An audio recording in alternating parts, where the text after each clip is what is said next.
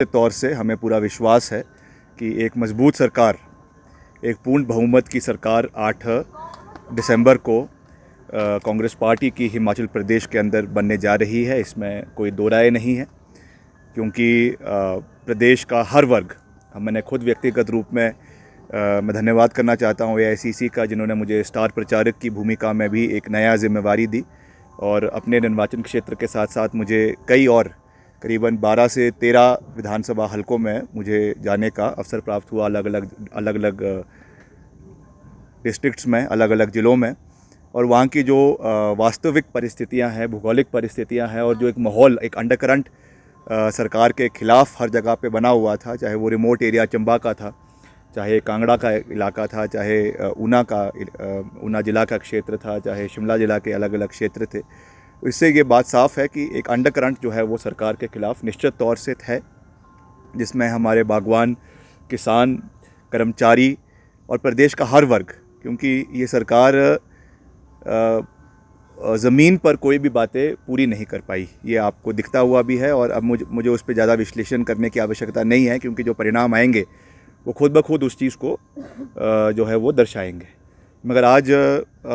अभी क्योंकि थोड़ा सा प्रीमेच्योर भी है, क्योंकि असली वैसे जो वार्तालाप होता है वो प्रेस इलेक्शन के रिज़ल्ट्स के बाद ही होना चाहिए, मगर क्योंकि मैं चाह रहा था कि एक अच्छी इंटरेक्शन जो है आप चैनल के माध्यम से प्रदेश के लोगों के साथ हो। जिन जिन वर्गों को हमने अपनी गारंटीज़ के बारे में बात करी है, 10 गारंटियाँ जो कांग्रेस पार्टी की प्रथम मुद्दे थे हमारे, जिसमें नंबर 1 जो है वो ओल्ड पेंशन स्कीम की बात हमने रखी है प्रदेश में उसको लागू करने की। महिलाओं के लिए 1500 रुपये पेंशन देने की बात है, और युवाओं के लिए 680 करोड़ रुपए का पैकेज देने की बात है। और उसके अलावा भी, क्योंकि चुनावों के समय में बहुत से हमें कर्मचारियों से मिलने का मौका मिला, चाहे वो आउटसोर्स के थे, कॉन्ट्रैक्ट के थे, आंगनवाड़ी वर्कर्स थे, महिला वर्कर्स थी, आशा वर्कर्स थी, SMC के अध्यापक थे, बहुत से डेलीगेशंस हमें चुनावों के अंतरकाल अलग अलग जगहों पे उनके डेपुटेशंस मिले, और उन्हें कांग्रेस पार्टी से बहुत उम्मीदें हैं। तो मैं आपके माध्यम से ये बात बिल्कुल साफ़ कर देना चाहता हूँ कि जो भी चीज़ें सरकार बनने के बाद हमारे जहन में, कांग्रेस पार्टी के जहन में लाई जाएगी, सरकार के जहन में लाई जाएगी, उनको हम सकारात्मकता से हर चीज़ को विधिवत तरीके से और एक जो है सेट प्रोटोकॉल के तहत उसे समय रहते हुए पूरा करने का पूरा प्रयास करेंगे। जहाँ तक OPS की बात है, ये हमारा चुनावी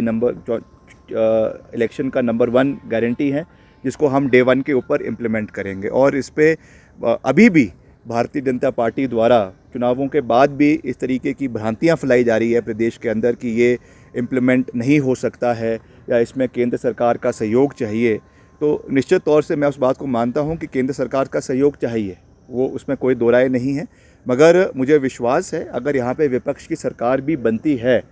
तो यहाँ पे भाजपा एक और प्रधानमंत्री जी कॉन्स्टिट्यूशनल फेडरलिज्म की बात करते हैं, उनको मजबूती देनी चाहिए। भाजपा का ये तर्क देना कि यहाँ पे भाजपा की सरकार नहीं होगी तो केंद्र से कोई मदद हिमाचल को नहीं मिलेगी, मैं समझता हूँ ये उनकी नकारात्मक सोच का एक बहुत बड़ा उन्होंने परिचय चुनावों में दिया है, जिसको लोगों ने बिल्कुल भी पसंद नहीं किया है। ये कहना कि केंद्र सरकार का कोई भी मदद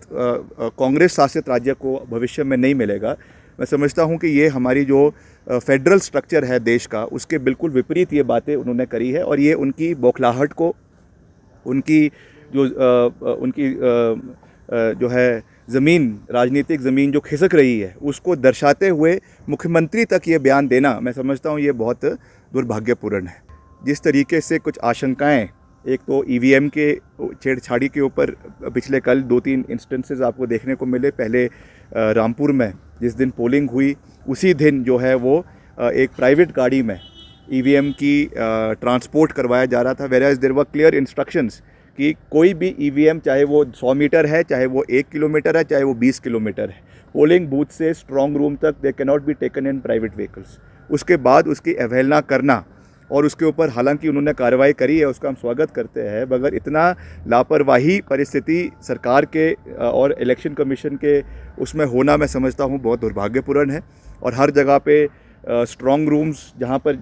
जिन जिन डिस्ट्रिक्ट्स में हैं, वहाँ पे हालांकि 3 टायर सिक्योरिटी लगाई हुई है हमने, उसके ऊपर जो डीजीपी साहब है उनसे भी बात करी है, उसमें आईटीबीपी की सुरक्षा भी है, सीआरपीएफ की सुरक्षा भी है और प्रदेश पुलिस का उसमें एक घेरा जो है वो स्टेट पुलिस का भी है। मगर उसके बावजूद जो है इस पर बहुत हमें अगले जब तक इसके परिणाम नहीं आते हैं 8 दिसंबर तक बहुत जो है चौकन्ना रहने की आवश्यकता है। मेरा जो एक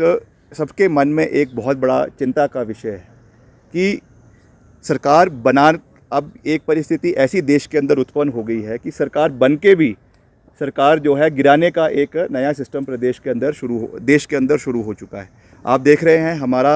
जो हाफ वे मार्क है विधानसभा का, दैट इज़ 34 और 34 या 35 है, 35 है। अब अगर 35 पे बहुमत आ भी जाए, कोई गारंटी नहीं है कि कल को इनकम टैक्स, ईडी, सीबीआई इनके जो है वो छापे या इनका दबाव जो है वो विधायकों के ऊपर बनना शुरू ना हो जाए। इसलिए हमारा पूरा प्रयास है कि हम जो है वो पूर्ण बहुमत के साथ मिनिमम 40 to 45 सीट्स के साथ कांग्रेस पार्टी आएगी। मगर अगर कुछ परिस्थितियां ऐसी बनती है कि थोड़े से जो है कुछ कम विधायक हो, तो निश्चित तौर से हम इसके ऊपर जो है वो अपने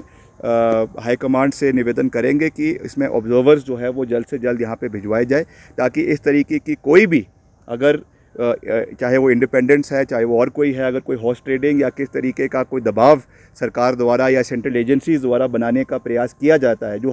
जिसको हम बिल्कुल भी रूल आउट नहीं कर सकते हैं। क्योंकि टेकिंग एग्जांपल्स फ्रॉम मणिपुर में ये हुआ, जिस तरीके से गोवा में ये हुआ, हालांकि हिमाचल देवभूमि है,